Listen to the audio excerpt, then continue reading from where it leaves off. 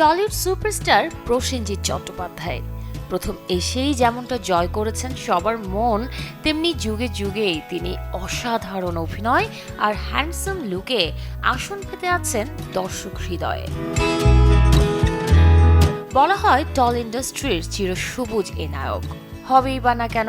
বয়সটা যে আজ তিনি পার করলেন ৬২-র ঘর পা রাখলেন ৬৩-তে, তবুও দেখে বোঝার উপায় নেই তা।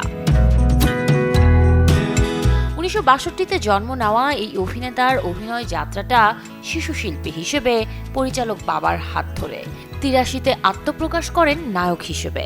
সেই যে শুরু পথ চলা, এরপর আজও তিনি টল ইন্ডাস্ট্রির নায়ক হয়ে আছেন, উপহার দিয়েছেন ২৫০-র বেশি সিনেমা।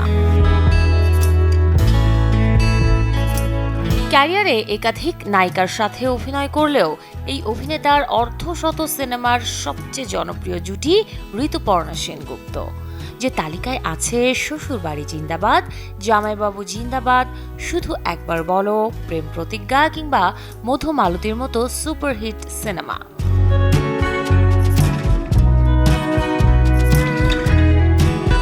এভারগ্রিন এই নায়কের ঝুলিতে পুরস্কারের সংখ্যাটাও প্রায় অর্ধশত। অভিনয়ের পাশাপাশি চলচ্চিত্রে অবদান রেখেছেন প্রযোজক হিসেবেও।